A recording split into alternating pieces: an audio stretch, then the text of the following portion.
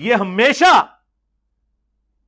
جتنی پرانی ڈسکشن آپ دیکھیں کبھی آیات کور ہی نہیں کی گاندھی صاحب نے، سیدھا آل عمران میں پہنچتے ہیں. یہ جو آیت ہے یہ ہمیشہ وہ اس میں سے گول کر جاتے ہیں، اس کو ڈسکس بھی نہیں کرتے.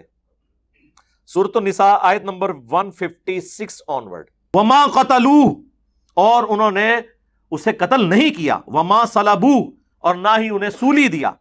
ولیکن شبہ لہم، بلکہ اللہ نے ایمبیگوس کر دیا معاملہ ان کے اوپر. وما قتلوہ یقینا، اور یقیناً عیسیٰ قتل نہیں ہوئے. اب اس کے بعد آنا چاہیے تھا وہ اپنی نیچرل ڈیتھ مرے ہیں، لیکن کیا آیا؟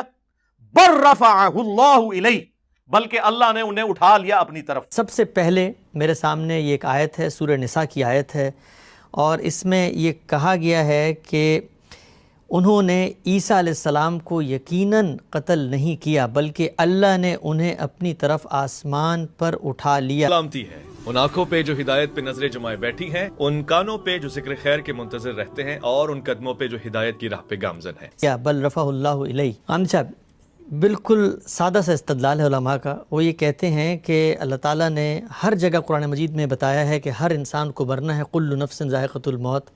یہ آیت بالکل واضح الفاظ میں بتا رہی ہے کہ سیدنا مسیح کو موت نہیں آئی، ان کو زندہ آسمان پہ اٹھایا گیا ہے. اگر وہ زندہ آسمان پہ گئے ہیں تو لازماً ان کو موت آنی ہے، اور موت آنے کے لیے ضروری ہے کہ وہ دوبارہ آئیں، ان کا نزول ہو جیسا کہ روایتوں میں بیان ہوا ہے، اور پھر ان کو موت آئے. تو یہ آیت تو بالکل وضاحت سے آپ کے نقطہ نظر کی تردید کر رہی ہے. اس میں یہ کہاں کہا گیا ہے کہ وہ زندہ آسمان پر اٹھا لیے گئے؟ نہ اس میں آسمان کی طرف یا آسمان پر اٹھا لینے کے الفاظ ہیں، نہ اس میں زندہ اٹھانے کے الفاظ ہیں. یعنی آیت تو یہ ہے کہ بل رفع اللہ الیہ، اللہ نے انہیں اپنی طرف اٹھا لیا. الی السماء نہیں ہے، بل رفع اللہ الیہ حیّن بھی نہیں ہے. تو نہ زندہ اٹھانے کی تصریح قرآن مجید کر رہا ہے، نہ آسمان پر لے جانے کی تصریح قرآن مجید کر رہا ہے. ان میں سے تو کوئی بات بھی قرآن میں بیان نہیں ہوئی. قرآن مجید کے الفاظ بہت سادہ، بہت صاف ہے کہ اللہ نے انہیں اپنی جانب اٹھا لیا. اچھا، یہ اپنی جانب اٹھا لیا، عربی زبان میں یہ تعبیر اللہ کے کسی بھی معاملے میں اپنی طرف کوئی چیز کرنے کے لیے استعمال ہوتی ہے. قرآن مجید میں آپ دیکھ لیجئے کہ سیدنا ابراہیم علیہ السلام جب ہجرت کرتے ہیں، یعنی اللہ کی طرف ہجرت، تو اللہ کی طرف ہجرت کا یہ مطلب نہیں ہے کہ وہ آسمان پر جا رہے ہیں. وہ یہ کہتے ہیں کہ انی ذاہب الی ربی سیہدین، میں اپنے پروردگار کی طرف جا رہا ہوں. جس طریقے سے وہاں ذاہب الی ربی کے الفاظ ہیں، بالکل اسی طریقے سے یہاں رفع اللہ الیہ کے الفاظ ہیں. اچھا، ایک ہی اسلوب ہے، اس میں کوئی فرق نہیں ہے. ایسے ہی مثلا قرآن مجید میں آتا ہے کہ وَمَن يَخْرُجْ مِن بَيْتِهِ مُهَاجِرًا إِلَى اللَّهِ، جو آدمی اپنے گھر سے نکلے گا اللہ کی طرف ہجرت کرتے ہوئے، تو اللہ کی طرف ہجرت کرتے ہوئے اللہ کی راہ میں. اسی طرح اللہ نے اپنی طرف اٹھا لیا. یہ تو ہماری اردو میں بھی تعبیر موجود ہے، اگرچہ عربی زبان میں اس کا مطلب بالکل اور ہے، لیکن یہ اردو میں بھی تعبیر موجود ہے. آپ میرے گھر میں آتے ہیں، مجھ سے پوچھتے ہیں کہ والد صاحب ملاقات نہیں ہوئی، دیکھا نہیں، تو میں کہتا ہوں نے تو اللہ نے اٹھا لیا، اللہ نے اپنی طرف اٹھا لیا. تو یہ ساری تعبیریں جتنی بھی ہیں وہ یہ کیسے لازم کر دیتی ہیں کہ آسمان پر اٹھا لے جایا گیا یا زندہ اٹھا لیا. ان میں سے کوئی چیز بھی قرآن میں بیان نہیں ہوئی، اور میں یہ عرض کرتا ہوں کہ کسی صحیح حدیث میں بھی بیان نہیں ہوئی. اچھا، قرآن مجید کے الفاظ تک رہیے. اللہ کی کتاب قرآن مجید کو رہنما بنا کر چلنا چاہیے، الفاظ کے دامن کو پکڑ کر آگے بڑھنا چاہیے. تو اس میں کوئی شک نہیں کہ قرآن مجید یہ کہتا ہے کہ جس وقت ان لوگوں نے یہ کوشش کی کہ وہ اللہ کے ایک رسول کو قتل کر دیں، یہ کوشش کی کہ اللہ کے ایک رسول کو صلیب دیں، یہ کوشش کی کہ ان کو صلیب دے کر ان کی تذلیل کریں، تو اللہ نے ان میں سے کوئی چیز نہیں ہونے دی. اگر آپ ان آیات کو پڑھیں اور ان کا زور دیکھیں کہ اللہ تعالیٰ کس وضاحت کے ساتھ یہ بتا رہے ہیں کہ ما قتلوہ وما صلبوہ، انہوں نے ان کو صلیب نہیں دی، انہوں نے ان کو قتل نہیں کیا، ان میں سے کچھ بھی کر نہیں سکے. یہ زور کیوں ہے اتنا غیر معمولی؟ اللہ تعالیٰ کے نبی ہیں جنہیں قتل کیا گیا ہے. رسولوں کے باب میں اللہ تعالیٰ کی سنت یہ ہے کہ وہ ان کو لازماً نجات دیتے ہیں، اور جن لوگوں نے ان کا انکار کیا ہوتا ہے ان کو لازماً سزا دیتے ہیں. ٹھیک. تو یہ چونکہ اللہ تعالیٰ کی دینونت کا ظہور ہوتا ہے، وہ اس کے نمائندے بن کر آتے ہیں، سفیر کی حیثیت سے آتے ہیں، تو اس لیے جب سیدنا مسیح علیہ السلام کے بارے میں یہ دعویٰ کیا گیا کہ ان کو صلیب دے دی گئی، صلیب پر ان کی تذلیل کی گئی، ان کو کانٹوں کا تاج پہنایا گیا، ان کو صلیب خود کندھے پر اٹھا کر لے جانے کے لیے کہا گیا، جب یہ باتیں کہی گئیں تو قرآن مجید نے اس کے کوئی 576-77 سال بعد پوری قوت کے ساتھ اس کی تردید کی اور کہا کہ ما قتلوہ و ما صلبوہ، نہ وہ ان کو قتل کر سکے نہ وہ ان کو صلیب دے سکے. کیا ہوا؟ معاملہ ان کے لیے مشتبہ کر دیا گیا. ولیکن شبہ لہم، اور اصل میں کیا چیز ہوئی؟ فرمایا بل رفع اللہ الیہ، اللہ نے انہیں اپنی طرف اٹھا لیا. اب اللہ نے انہیں اپنی طرف اٹھا لیا، ظاہر ہے کہ یہ اجمال ہے، یعنی اس میں تصریح نہیں کی گئی کہ کیا کیا، کیسے اٹھا لیا.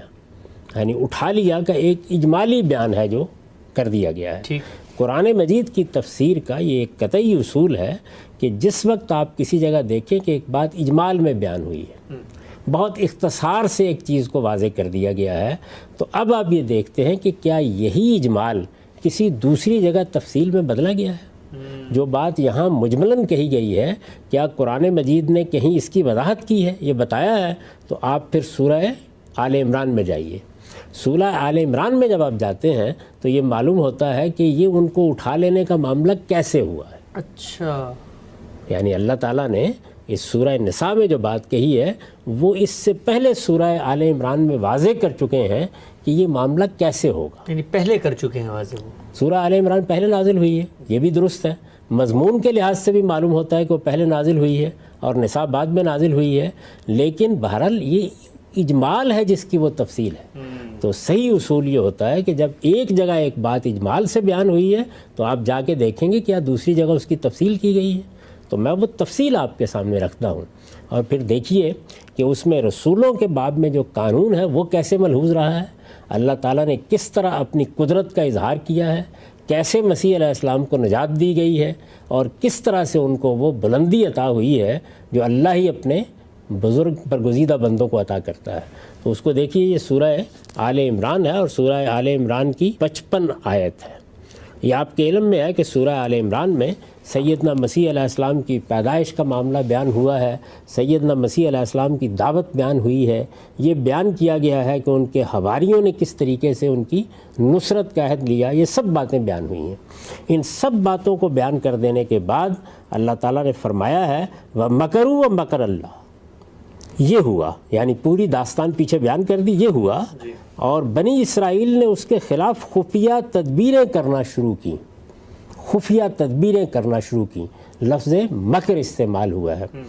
وَمَكَرُوا وَمَكَرَ اللَّهُ، کیا خفیہ تدبیریں کرنی شروع کی؟ اس پر میں نے نوٹ لکھا ہے. یہ تدبیریں کیا تھیں؟ استاد امام امین احسن اصلاحی نے ان کی وضاحت اس طرح فرمائی ہے. ایک تو انہوں نے آپ پر اور آپ کے ساتھیوں پر اسلاف کی روایات توڑنے اور بزرگوں کی توہین و تحقیر کا الزام لگایا تاکہ عوام کے جذبات ان کے خلاف بھڑکا سکیں. یعنی یہ معاملہ کیسے ہوا؟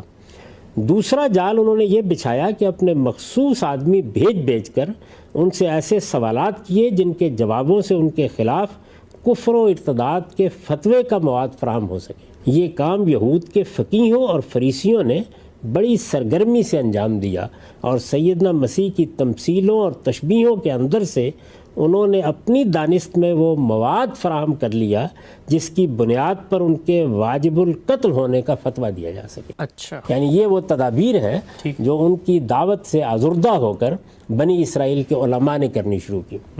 تیسرا یہ کہ اس زمانے میں چونکہ ملک پر سیاسی اقتدار رومیوں کا تھا، یعنی جس جگہ یروشلم میں ان کے ساتھ یہ معاملہ ہو رہا تھا وہاں اس وقت رومیوں کا اقتدار قائم تھا، انہی کا مقرر کردہ عامل پلاطس وہاں تھا. تیسرا یہ کہ اس زمانے میں چونکہ ملک پر سیاسی اقتدار رومیوں کا تھا، اس وجہ سے ان کو بھڑکانے کے لیے مواد فراہم کرنے کی کوشش کی گئی. پہلے تو خراج کی ادائیگی سے متعلق سیدنا مسیح علیہ السلام سے سوالات کیے گئے جن سے یہ ثابت ہو سکے کہ یہ شخص لوگوں کو کیسر کو خراج دینے سے روکتا ہے. اچھا، یعنی یہ صلیب دینے کی سازش ہوئی کیسے؟ لیکن اس قسم کے سوالوں کے جواب سیدنا مسیح نے ایسے دندان شکن دیے کہ علماء یہود اپنا سا منہ لے کر رہ گئے. پھر انہوں نے یہ الزام لگایا کہ یہ شخص اسرائیل کا بادشاہ ہونے کا مدعی ہے. اچھا، اس کے لیے حضرت مسیح کے بعض تمثیلی اقوال سے مواد حاصل کرنے اور اس کے ذریعے سے رومی حکومت کو بھڑکانے کی کوشش کی گئی. خود تو صلیب نہیں دے سکتے تھے نا. چوتھی تدبیر یہ کی گئی کہ سیدنا مسیح کے 12 شاگردوں میں سے ایک شاگرد یہودا کو جو منافق تھا یہود نے رشوت دے کر اس بات پر راضی کر لیا کہ وہ آن حضرت کی مخبری کرے اور ان کو گرفتار کرائے۔ اچھا، یہ مکرو کی تفسیر ہے۔ یعنی جو چار شیٹ یہود نے بنائی تھی اس کی یہ ہے تفسیر۔ وہ اس میں کس طریقے سے ایک سازش کر رہے تھے کہ سیدنا مسیح کے گرد ایسی چیزیں اکٹھی کر دی جائیں کہ رومی عامل یا رومی گورنر آمادہ ہو جائے کہ وہ انہیں صلیب دے دیں۔ خود تو نہیں دے سکتے تھے، حکومت ان کی تھی۔ تو قرآن کہتا ہے وہ مکرو، یعنی بنی اسرائیل نے اس کے خلاف خفیہ تدبیریں کرنا شروع کی۔ یہ تدبیریں ہیں جن کی تفصیل میں نے بتا دی۔ وہ مکر اللہ، اور اللہ نے بھی اس کے جواب میں خفیہ تدبیر کی، وہی لفظ مکر استعمال کیا ہے۔ کیا تدبیر کی؟ فرمایا اور ایسی تدبیروں میں اللہ سب سے بڑھ کر ہے، یعنی اللہ کے مقابلے میں کسی کی تدبیر کیا چل سکتی ہے۔ اب اللہ تعالیٰ بیان کرتے ہیں اس آیت میں کہ ہم نے کیا کیا، یعنی یہ ان کی تدبیریں تھیں جن کا ایک خلاصہ میں نے بیان کر دیا، اس کے جواب میں اللہ تعالیٰ نے کیا کرنے کا ارادہ کیا، کیا کرنے کا فیصلہ کیا، اس کو بیان کیا ہے۔ فرمایا کہ قال اللہ وَمَكَرُوا وَمَكَرَ اللَّهُ وَاللَّهُ خَيْرُ الْمَاكِرِينَ اذ قال اللہ یا عیسیٰ انی متوفیک ورافعک الی ومطہرک من الذین کفروا وجاعل الذین اتبعوک فوق الذین کفروا الی یوم القیامہ۔ اس آیت پر ہم اس سے پہلے بھی گفتگو کر چکے ہیں جب میزان کی بعض چیزیں زیر بحث تھیں۔ اس وقت جب اللہ نے کہا، کیا کہا؟ اے عیسیٰ میں نے فیصلہ کیا ہے کہ تجھے وفات دوں گا۔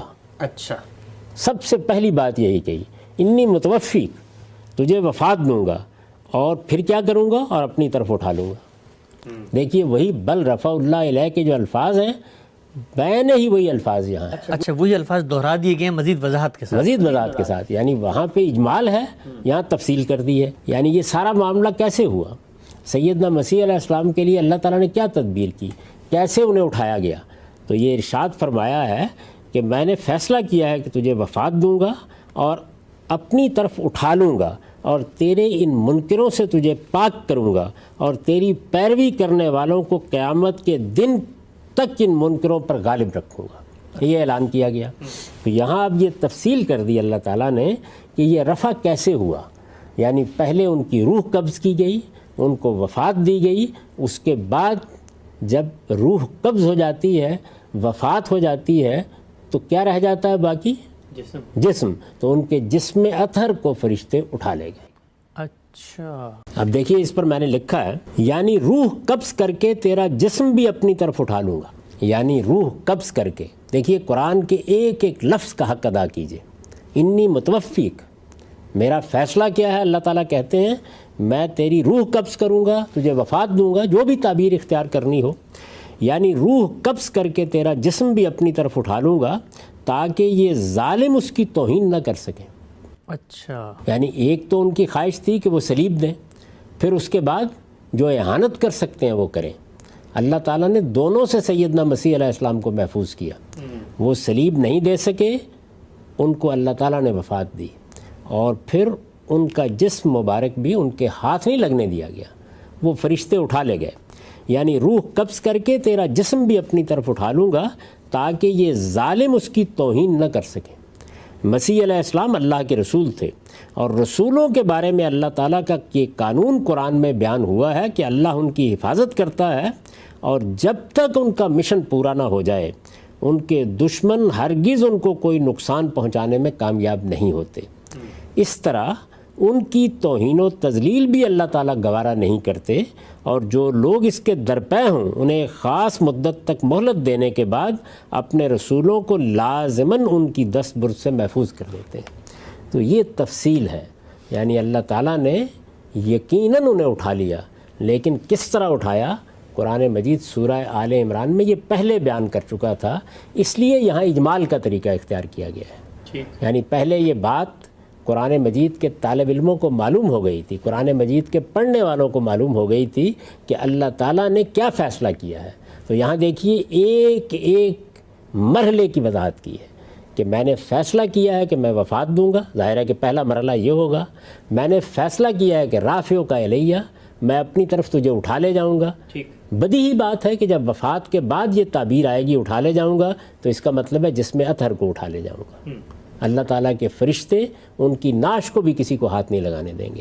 تو انی متوفیق پہلے یہ ہوا، پھر اس کے بعد رافعوں کا الیہ، میں تجھے اپنی طرف اٹھا لوں گا. پھر کہا وہ مطہروں کا من الذین کفروا، ان لوگوں نے انکار کر دیا ہے، ان منکروں سے تجھے پاک کر دوں، نجات دوں گا. یہ غلاظت کا ڈھیر ہو چکے ہوئے ہیں. اور پھر یہ بات کہی کہ جاعل الذین اتبعوک فوق الذین کفروا الی یوم القیامہ، قیامت کے دن تک تیرے منکروں پر، تیرے ماننے والوں کو، تیری پیروی کرنے والوں کو غلبہ دیے رکھوں گا، بالا دست رکھوں گا. تو یہ سیدنا مسیح علیہ السلام کے ساتھ معاملہ ہوا. اس میں آسمان پر اٹھانے، زندہ اٹھانے کا کہاں ذکر ہوا ہے؟ قرآن مجید تو اس کے بالکل برخلاف یہ بیان کر رہا ہے کہ انہیں وفات دی گئی، ان کی روح قبض کی گئی. ہاں البتہ ان کا جسم مبارک اٹھا لیا گیا اور اللہ تعالیٰ نے ان کو محفوظ خزانوں میں پہنچا دیا. کہاں پہنچا دیا یہ بیان کرنے کی ضرورت نہیں ہے. میں یہ عرض کر چکا ہوں کہ یہ تعبیر کہ اللہ نے انہیں اپنی طرف اٹھا لیا، یہ تعبیر عربی زبان میں، قرآن مجید کے ہاں یہ ہماری اپنی زبانوں میں، یہ اصل میں اللہ تعالیٰ کی تدبیر کے لیے استعمال ہوتی ہے. اللہ تعالیٰ اپنے بندے کو نکال کر لے گیا کسی جگہ پر. دیکھیے رسالت مآب صلی اللہ علیہ وسلم نے بھی ہجرت کی مکہ سے، تو یہ بھی ہجرت اللہ تھی. سیدنا ابراہیم نے عراق کے شہر عرس سے ہجرت کی، تو یہ بھی ذاہب الی ربی تھی. بالکل وہی تعبیریں ہیں. اور ایسے ہی جب اللہ کا ایک بندہ لوگوں کے ستانے کے نتیجے میں اپنا وطن چھوڑ کر نکلتا ہے تو وہ بھی کیا کرتا ہے؟ مہاجرن الی ربی، مہاجرن الی اللہ، وہ بھی ایسے ہی کرتا ہے. تو مہاجرن الی اللہ کا کیا مطلب ہے؟ اللہ کی طرف ہجرت کرنا، اللہ کی راہ میں ہجرت کرنا. تو یہاں یہ بتایا گیا ہے کہ اللہ کے فرشتے ان کو اٹھا لے گئے. اور کہاں اٹھا لے گئے اس کی تصریح کی کوئی ضرورت نہیں ہے. وہ اللہ کے ہاں چلے گئے، اللہ کے ہاں پہنچ گئے. لیکن ہوا کس طریقے سے، اس کے ایک ایک مرحلے کو قرآن نے خود بیان کیا ہے. اس وجہ سے اس میں کسی قیاس آرائی کی کوئی گنجائش نہیں ہے. کوئی شخص یہاں یہ نہیں کہہ سکتا کہ وہ اپنی طرف سے الی السماء کے الفاظ داخل کر دے، وہ الفاظ یہاں موجود نہیں ہیں، یا اپنی طرف سے حین کے الفاظ داخل کر دے، وہ الفاظ یہاں موجود نہیں ہیں. قرآن مجید کے الفاظ سے تجاوز کر کے اس کی کوئی تفسیر آپ نہیں کر سکتے. اور یہ کوئی طریقہ نہیں ہے کہ آپ باہر ایک نقطہ نظر قائم کریں اور پھر قرآن مجید میں اس کو لے آئیں. قرآن مجید کے الفاظ کا دامن پکڑ کر باہر جائیں اور وہاں جا کر دیکھیں کہ اور کوئی بات اگر بیان ہوئی ہے تو ان الفاظ کے مطابق ہے یا نہیں. تو قرآن مجید نے تو اس میں کوئی کمی نہیں کی، ہر لحاظ سے واضح کر دیا. ٹھیک ہے ہم صاحب، یہی لفظ جو اس سورہ آل عمران کے اندر ہے توفع کا، یہ قرآن میں اور بھی جگہ انی متوفیق میں جو یہ فعل استعمال ہوا ہے توفع کا، یہ قرآن مجید میں 10 جگہوں پر استعمال ہوا ہے. اچھا، یہ کوئی اجنبی لفظ نہیں ہے، یہ کوئی نادر لفظ نہیں ہے، یہ کوئی شاذ لفظ نہیں ہے. اور یہ معلوم ہے کہ قرآن مجید کا اپنے بارے میں یہ دعویٰ ہے کہ وہ بلسان عربی مبین نازل ہوا ہے. جی، یعنی وہ جب کوئی بات کرتا ہے تو معروف ترین اسالیب اختیار کرتا ہے، معروف الفاظ میں اپنا مدعا ادا کرتا ہے. اس نے اس لفظ کو کہاں کہاں استعمال کیا ہے، میں اس کی تفصیلات آپ کے سامنے رکھ دیتا ہوں، اور پھر خود فیصلہ کیجئے کہ قرآن مجید میں اس لفظ کو کسی دوسرے معنی میں لیا جا سکتا ہے. ایک ایک سورہ کو دیکھتے جائیے. سب سے پہلے سورہ نساء کی آیت 97 ارشاد ہے ان الذین توفاہم الملائکہ ظالمی انفسہم قالوا فیما کنتم. وہ لوگ کہ جن کو فرشتے اس حال میں وفات دیں گے کہ وہ اپنی جانوں پر ظلم ڈھائے ہوئے ہوں گے. دیکھ لیجئے، تمام تفسیروں کو نکال کے لے لیں، تمام ترجموں کو نکال کے دیکھ لیں، یہاں اس لفظ کے کوئی اور معنی کسی نے کیے ہیں. فرشتے ان کو وفات دیں گے، وہی توفاہم الملائکہ، وہی فعل استعمال ہوا. قالوا فیما کنتم، اور وہ پوچھیں گے ان سے کہ یہ تم کس صورتحال میں رہے. آگے چلیے، سورہ انعام کی آیت 61 ہے حتی اذا جاء احدکم الموت توفتہ رسلنا وہم لا یفرطون.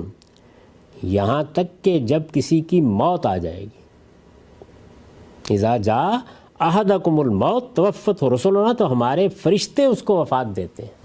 اچھا، اب یہاں دیکھیے کہ اذا جاء احدکم الموت یہ الفاظ ہیں، اور اس کے بعد واضح کر دیا کہ توفتہ رسلنا.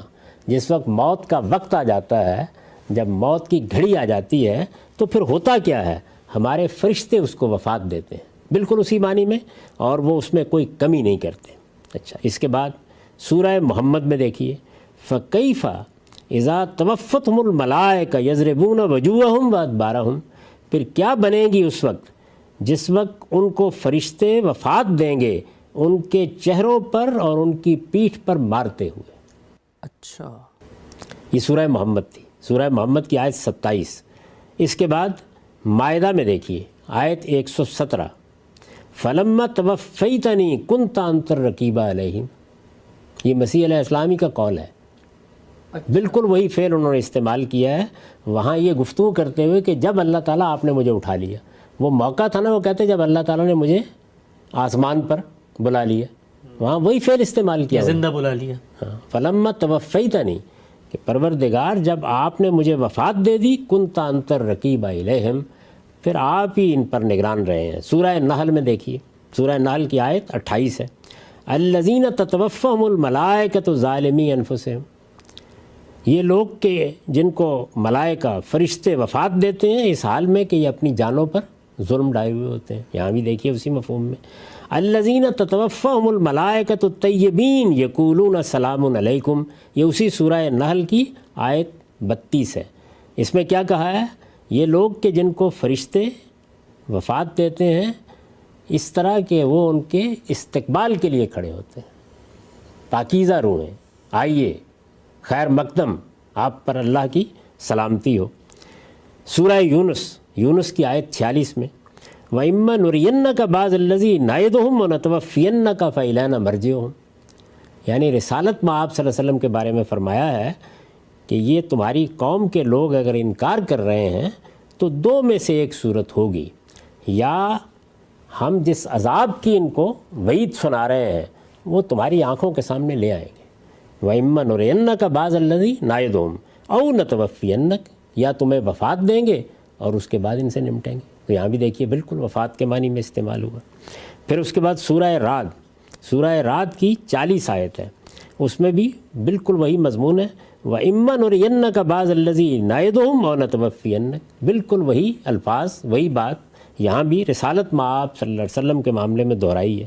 سورہ غافر آیت 77 ہے، فَإِمَّا نُرِيَنَّكَ بَعْضَ الَّذِي نَعِدُهُمْ أَوْ نَتَوَفِّيَنَّكَ فَإِلَيْنَا يُرْجَعُونَ، وہی الفاظ وہی بات پھر وہی فعل استعمال کیا ہے۔ اس کے بعد سورہ انفال کی آیت 50، وَلَوْ تَرَىٰ إِذْ يَتَوَفَّى الَّذِينَ كَفَرُوا الْمَلَائِكَةَ يَضْرِبُونَ وُجُوهَهُمْ وَأَدْبَارَهُمْ وَذُوقُوا عَذَابَ الْحَرِيقِ، کاش تم دیکھتے جب فرشتے ان منکروں کو وفات دیں گے ان کے چہروں پر اور ان کی پیٹھ پر مارتے ہوئے، اور کہیں گے ذوقوا عذاب الحریق، چکھو آگ کے عذاب کا مزہ۔ یہ سورہ انفال تھی۔ سورہ زمر میں دیکھیے آیت 42 ہے، اللہ یتوفی الانفس حین موتها والتی لم تمت فی منامها، اللہ لوگوں کی جان کو لے جاتا ہے جس وقت موت دیتا ہے۔ تو یہاں پر بھی یتوفا کا لفظ استعمال ہوا، اور آگے والتی لم تمت فی منامها، یعنی نیند میں بھی فرمایا کہ اللہ یہی کام کرتے ہیں۔ اچھا، یہ میں عرض کروں گا آگے کہ نیند میں بھی ایک نوعیت کا قبض روح ہوتا ہے، تو اس لیے قرآن مجید نے یہ اس کے لیے بھی استعمال کیا ہے۔ چنانچہ دیکھیے آپ حدیث میں آپ نے دیکھا ہوگا ہمیں ایک دعا سکھائی گئی ہے۔ وہ دعا کیا ہے؟ ہم جب صبح اٹھتے ہیں، نیند کھلتی ہے، تو اللہ کا شکر ادا کرتے ہوئے کہتے ہیں کہ الحمدللہ الذی احیانا بعد ما اماتنا والیہ النشور، اس پروردگار کا شکر ہے جس نے مجھے زندہ کیا اس کے بعد کہ اس نے مجھے مار دیا تھا۔ یہاں موت کا لفظ استعمال ہوا ہے، تو موت کا لفظ، وفات کا لفظ نیند کے لیے بھی مجازی اعتبار سے استعمال ہوتا ہے۔ یہ کیا چیز ہوتی ہے؟ لفظ پہلے ایک مجاز اختیار کرتا ہے، پھر اس کے بعد ایک دوسرا مجاز اختیار کر لیتا ہے۔ ہم بہت سے موقعوں کے اوپر یہ کہتے ہیں آدمی سویا ہوا ہے، اٹھ ہی نہیں رہا، تو کہتے ہیں مرا پڑا ہے۔ تو یہی تعبیر اللہ تعالیٰ نے بھی اختیار کی ہے۔ اس تعبیر کی مثال بھی یہ قرآن مجید میں موجود ہے۔ آگے چلیے، پھر اس کے بعد فرمایا ہے سورہ انعام میں، وَهُوَ الَّذِي يَتَفَفَّاكُمْ بِاللَّيْلِ وَيَعْلَمُ مَا جَرَحْتُمْ بِالنَّهَارِ، وہی ہے کہ جو تمہیں رات میں وفات دے دیتا ہے، وہی نیند کے لیے ایک نوعیت کا قبض روح ہوتا ہے۔ پھر قرآن کہتا ہے کہ وہ روح لوٹا دی جاتی ہے تمہاری طرف، تو موت سے ملتی جلتی صورت پیش آتی ہے، اس کے لیے بھی یہی لفظ اللہ تعالیٰ نے استعمال کیا، لیکن ہر حال میں اس کی نوعیت ایک ہی رہتی ہے جس کے لیے اس کو استعمال کیا گیا ہے۔ آگے سورہ یونس ہے آیت 104، وَلَٰكِنْ आबुदु अल्लाह अल्लज़ी यतवफ़्फ़ाकुम, मगर मैं तो अल्लाह की इबादत करता हूँ, वो अल्लाह जो तुम्हें वफ़ात देता है। अल्लज़ी यतवफ़्फ़ाकुम, सूरह नहल की आयत 70 है। वल्लाहु खलक़कुम सुम्मा यतवफ़्फ़ाकुम व मिनकुम मन युरद्दु इला अर्ज़लिल उमर, अल्लाह ने तुमको पैदा किया है, वही तुम्हें वफ़ात देगा, और तुम में से वो भी है कि जो फिर बड़ी उम्र को, आखिरी उम्र को लौटा दिए जाते हैं, यानी बुढ़ापे को लौटा दिए जाते हैं। सूरह सजदा की आयत 11 है। कुल यतवफ़्फ़कुम मलकुल मौत अल्लज़ी वुक्किल बिकुम, इनसे कहो कि तुम्हें मौत का फ़रिश्ता वफ़ात देगा। यहाँ भी देखिए यतवफ़्फ़कुम, जिसके तुम सुपुर्द किए गए हो। सूरह निसा की आयत 15 है। फ़ामसिकुहुन्ना फ़िल बयूत हत्ता यतवफ़्फ़ाहुन्नल मौत, वो औरतें जो कहबागरी करती हैं उनके बारे में इरशाद हुआ है कि उनको उनके घरों में बंद कर दो यहाँ तक कि मौत उन्हें आ ले। उसमें भी यतवफ़्फ़ाहुन्नल मौत, बिल्कुल वही फ़ेल इस्तेमाल किया गया। सूरह आराफ है। हत्ता इज़ा जातहुम रुसुलुना यतवफ़्फ़ौनहुम क़ालू ऐना मा कुंतुम तदून मिन दूनिल्लाह, यहाँ तक कि जब हमारे पैगाम्बर, हमारे फ़रिश्ते आएंगे और वो उनको वफ़ात देंगे तो कहेंगे कि जिनको तुम खुदा के सिवा पुकारते थे वो कहाँ गए। तो यहाँ भी देख लीजिए वही फ़ेल इस्तेमाल हुआ। सूरह आले इमरान की 193 में रब्बना फ़ग़फ़िर लना ज़ुनूबना व कफ़्फ़िर अन्ना सय्यातिना व तवफ़्फ़ना माअल अबरार। जी, ये तो हम रोज़ पढ़ते हैं दुआ, बहुत मशहूर दुआ है। इसमें भी देखिए, यानी सालिहीन के साथ हमें वफ़ात देना। आराफ में है 126 आयत, रब्बना अफ़रिग़ अलैना सब्रन व तवफ़्फ़ना मुस्लिमीन, परवरदिगार हम पर सब्र का फैज़ान उड़ेल दे और हमें वफ़ात दे इस हाल में कि हम मुसलमान हों। सूरह यूसुफ में है तवफ़्फ़नी मुस्लिमन व अलहिक़नी बिस्सालिहीन, परवरदिगार मुझे मुसलमान की हैसियत से मौत दे और सालिहीन के साथ मिला दे। सूरह हज में है व मिनकुम मन यतवफ़्फ़ा मिनकुम मन युतवफ़्फ़ा व मिनकुम मन युरद्दु इला अर्ज़लिल उमर, तुम में वो भी हैं कि जिनको वफ़ात दी जाती है और वो भी हैं कि जो बुढ़ापे की उम्र को लौटा दिए जाते हैं। सूरह गाफिर में है व मिनकुम मन यतवफ़्फ़ा मिन कब्लो वले तबलुगु अजलम मुसम्मा वलअल्लकुम ताक़िलून, बिल्कुल देखिए उसी मफ़हूम में तुम में से कुछ वो हैं कि जिनको वफ़ात दी जाती है। औरतों की वफ़ात, उनके बेवा हो जाने के मसाइल कुरान मजीद में ज़ेर बहस आए हैं। ख़ास तौर पर अगर उनके शौहर दुनिया से रुखसत हो जाएँ तो देखिए वहाँ सूरह बकरा में बिल्कुल यही लफ्ज़ इस्तेमाल हुआ है, वल्लज़ीना युतवफ़्फ़ौना मिनकुम व यज़रूना अज़वाजा, वो लोग जो तुम में से वफ़ात पा जाएँ और अपने पीछे अपनी बीवियाँ छोड़ जाएँ। यतरब्बसना बिअन्फुसिहिन्ना अर्बअत अशहुरिन व अशरा, ये कुरान मजीद में इस फ़ेल के इस्तेमालात हैं। पीसियों की तादाद ये एक नहीं है, दो नहीं है, तीन नहीं है, चार नहीं है, हर जगह ये लफ्ज़ इसी मफ़हूम में इस्तेमाल हुआ है, मौत देना। इसका एक मजाजी इस्तेमाल अलबत्ता नींद के लिए भी हो जाता है, और कुरान मजीद में दो मकामात पर ये उस मफ़हूम में भी इस्तेमाल हुआ है, इसलिए कि उसमें भी कब्ज़े रूह का मामला होता है। तो इस लफ्ज़ की हकीकत ये है। तो सवाल ये है कि अरबी ज़ुबान का इतना आम लफ्ज़, इतना मारूफ़ लफ्ज़, हर शख्स इसको इस्तेमाल कर रहा है। आप वफ़ियात की कोई किताब उठा लें, हर जगह इस्तेमाल होगा। आप कहते हैं फ़लाँ बड़े आदमी थे अल मुतवफ़्फ़ा, उसके बाद आप सन बता रहे होते हैं किस में, तोफ़िया फ़लान, इसी लफ्ज़ से आप उसका ज़िक्र कर रहे होते हैं। आपकी उर्दू में भी ये लफ्ज़ इस्तेमाल होता है, वफ़ात दे दी। तो अरबी ज़ुबान में, आपकी ज़ुबान में हर जगह इस लफ्ज़ का यही मफ़हूम है, इसमें इस्तेमाल होगा। लेकिन इसमें कोई शुबा नहीं है कि जिस वक्त इस लफ्ज़ का मफ़ूल तब्दील हो जाएगा, अब अलबत्ता दूसरे मानी इसमें पैदा हो जाते हैं। वो मैंने सब के सब आपके सामने अक़रबुल मवारिद के हवाले से रख दिए हैं। लेकिन ज़रूरी है कि वो मफ़ूल या कोई चीज़ हो या वो कोई अमर हो, कोई मामला हो। इंसान इसका मफ़ूल होगा, अल्लाह इसका फ़ाइल होगा। एक ही मानी है कब्ज़ा रूह, अल्लाह ने उसकी रूह को कब्ज़ कर लिया। तो अरबी ज़ुबान इसकी बिल्कुल इजाज़त नहीं देती कि यहाँ आप इसको किसी दूसरे मफ़हूम में लें। अब मैं उन तमाम एतराज़ात का जवाब देने के लिए हाज़िर हूँ जो उस्ताद इमाम ने सामने रखे। ठीक है, हम सब उन पर आने से पहले एक चीज़ की मज़ीद ज़रा वजाहत फरमा दीजिएगा। आपने फरमाया कुरान मजीद ने दो जगह पर नींद के लिए भी इसका इस्तेमाल किया, तो अगर हम वो इस्तेमाल यहाँ पर दाखिल कर लें, क्योंकि वहाँ पर भी बंदा ही, रजुल ही से फ़ेल मुतल्लक़ हो रहा है, बंदे ही को तवफ़्फ़ा का लफ्ज़ इस्तेमाल हो रहा है और करने वाला फ़ाइल अल्लाह है, मफ़ूल बंदा है, और वहाँ नींद का मफ़हूम है, تو کیا معنی ہے کہ یہاں پر وہ معنی نہیں لیا جا سکتا؟ یعنی نیند کا مفہوم یہاں کیوں نہیں لیا جا سکتا؟ اس لیے کہ دونوں جگہ کرینہ ہونا چاہیے. جب ایک لفظ استعمال ہونا شروع ہو جاتا ہے ایک مفہوم میں، تو اگر آپ اس کو کسی دوسرے مفہوم کی طرف پھیرنا چاہتے ہیں تو آپ کرینہ لاتے ہیں. دونوں جگہ دیکھیے، ایک جگہ یہ ہے فی منامہا، اچھا، وہ الفاظ آ گئے ہیں، وہ بتا رہے ہیں یعنی اللہ جن کو ان کی نیند میں وفات دیتا ہے. دوسری جگہ بھی یہی الفاظ ہیں یعنی باللیل، رات میں وفات دیتا ہے. تو ہم بھی ایسے بولتے ہیں. میں نے ابھی آپ کو دعا کی مثال دی. جب میں صبح اٹھ کر یہ دعا پڑھتا ہوں اور یہ جانتا ہوں کہ یہ خدا کے پیغمبر نے صبح اٹھ کر پڑھنے کے لیے سکھائی ہے، تو اس موقع پر میرے احوال کرینہ بن جاتے ہیں. میں ہرگز اس کے یہ معنی نہیں لیتا کہ اللہ تعالیٰ نے مجھے زندہ کیا ہے، اس سے پہلے مار دیا تھا. یعنی وہاں ظاہر ہے کہ موت کا لفظ استعمال ہو رہا ہے رات کو سونے کے لیے، حیات کا لفظ استعمال ہو رہا ہے صبح اٹھنے کے لیے. الحمدللہ الذی احیانا بعد ما اماتنا والیہ النشور. تو وفات اور موت کے الفاظ مجازی طور پر نیند کے لیے استعمال ہوتے ہیں. یہ دنیا کی بہت سی زبانوں میں استعمال ہو جاتے ہیں، عربی زبان میں بھی استعمال ہوتے ہیں.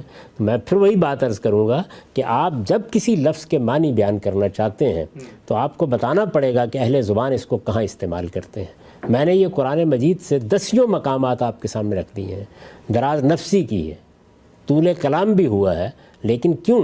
اس لیے کہ ایک قرآن مجید کے اندر معروف استعمال ہے جس کو آپ اس کی جگہ سے ہٹا رہے ہیں. اس کے لیے کرینہ کیا ہے یہاں پہ؟ وہ قرائن جو آپ بیان فرما رہے ہیں، جو استاد امام نے بیان فرمائے ہیں، ان میں سے ایک ایک کے بارے میں عرض کروں گا کہ کیا غلطی لگی ہے. لیکن یہ نہیں ہو سکتا کہ آپ کسی لفظ کے معنی بیان کریں اور اس کے بعد یہ کہیں کہ اس لفظ کے یہ معنی میں پیدا کر رہا ہوں. اس کی حقیقت کو سامنے رکھ کے، اس لفظ کی حقیقت کو سامنے رکھ کے معنی پیدا کرنے کا آپ کا اختیار نہیں ہے. لفظ اہل زبان جس جس معنی میں استعمال کرتے ہیں ان کو سامنے رکھ کر لفظ کی حقیقت آپ بیان کر سکتے ہیں. یہ الٹ صورتحال ہے. وہ جو حقیقت بیان کی جاتی ہے وہ لفظ کے فہم کے لیے ہوتی ہے، وہ لفظ کے اندر اتارنے کے لیے ہوتی ہے، اس سے معنی میں کوئی تبدیلی نہیں آتی. یعنی لٹرل میننگ کیا تھا، آغاز کہاں سے ہوا اور کیا کیا اس کے آگے پھر استعمال. اس لیے میں نے کہا وہ فقہ اللغہ ہے. یعنی آپ کو یہ بتایا جاتا ہے کہ عربی زبان میں الفاظ کے اندر معنی کیسے پیدا ہوتے چلے گئے. تو چنانچہ بہت سے لوگوں نے یہ کارنامہ کیا کہ انہوں نے لفظ کی حقیقت کی بحث سامنے رکھی. وہ یہ نہیں جانتے تھے کہ یہ لسانیات کی بحث ہے، اور اس کے بعد کیا کیا، اپنی طرف سے لفظ کے ایک معنی بنا دیے. لفظ صلاۃ کے ساتھ یہ ہوا، لفظ زکوٰۃ کے ساتھ ہوا، قرآن مجید کی اصطلاحات کے ساتھ ہوا، حج کے ساتھ یہ معاملہ ہوا، ملائکہ کے لفظ کے ساتھ یہ معاملہ ہوا. یہ احداث فی اللغہ ہے. کوئی زبان آشنا شخص یہ جسارت نہیں کر سکتا. تو اس وجہ سے لفظ کے حقیقت کیا ہے، لفظ کے اندر وہ کیا چیز تھی جس نے سب معنی کا احاطہ کر لیا ہے، اس کو جاننا لسانیات کا موضوع ہے. لیکن لفظ کس معنی میں استعمال ہوا ہے اس کے لیے آپ کو بتانا پڑے گا اہل زبان نے اس کو کہاں استعمال کیا ہے. اس استعمال کی مثال دیں گے تو آپ کی بات قابل اعتنا ہوگی. اور آپ کے سامنے ایک ماہر لغت نے اس کے استعمال کی مثالیں دے کے بتا دیا ہے کہ حق اس کا مفعول بنے گا تو یہ معنی ہوں گے، عدد اس کا مفعول بنے گا تو یہ معنی ہوں گے، اور اسی طرح سے جب اللہ فاعل ہوگا اور بندے اس کا مفعول ہوں گے تو وہ قبضہ روح کے معنی میں ہوگا. ٹھیک. عام صاحب آخری بات اس نقطے کے پر یہ بتا دیجئے کہ جتنی آیتیں آپ نے یہاں پڑھی، کافی زیادہ آیتیں تھیں درجنوں، تو یہ قرآن مجید ویسے تو اب ظاہری بات ہے سننے والے دیکھیں گے کہ علماء ان آیتوں میں توفیٰ کے لفظ کا معنی کیا کریں، لیکن آپ کی علم کی حد تک وہاں پر کیا علماء کرام بھی موت کا معنی کر رہے ہیں باقی جگہوں پہ؟ ایک جگہ بھی اس سے مختلف معنی نہ ہو سکتے ہیں، نہ کسی نے آج تک کیے. اچھا، کیونکہ وہ تو معنی ہی بدل جائے گا. فرشتے موت دیتے ہیں تو کیا مطلب فرشتے کسی جگہ کوئی کرنے کی جسارت نہیں کر سکتا. کوئی ترجمہ اٹھا لیجیے، یعنی بریلوی علماء کا ترجمہ، دیوبندی علماء کا ترجمہ، مولانا سید ابو اللہ صاحب مودودی کا ترجمہ، یہ سب کے سب لوگ مانتے ہیں. نزول مسیح کو بھی مانتے ہیں، رفع مسیح کو بھی مانتے ہیں. لیکن کسی ایک مقام پر بھی یہ لفظ میں نے آپ کو بتایا نا کہاں کہاں استعمال ہوا ہے. کیا کسی نے اخذ بالتمام کا مطلب کیا ہے؟ کیا کسی نے پورا کا پورا لے لینے کا مطلب کیا ہے؟ پورا کا پورا لے لینا اس لفظ کی حقیقت ہے، یہ اس کے معنی نہیں ہے. معنی کب متعین ہوں گے؟ جب آپ اس کے ساتھ اس کا فاعل لائیں گے، اس کا مفعول لائیں گے، پھر بتائیں گے کہ دیکھیے اہل زبان اس لفظ کو اس طرح استعمال کرتے ہیں. یہ طریقہ ہے. یہی بات ہے جس کے بارے میں نے پرویز صاحب کے طریقے پر تبصرہ کرتے ہوئے آپ کو بتایا تھا. خود استاد امام نے کہا کہ انہیں عربی زبان اپنے گھر میں بیٹھ کے بنائی ہے. وہ کیا چیز ہے جو بنائی ہے؟ وہ یہ ہے کہ لفظ کی حقیقت جو اہل لغت بیان کرتے ہیں اس کو سامنے رکھ کر لفظ میں نئے معنی پیدا کر دیے. یہ جسارت آپ نہیں کر سکتے.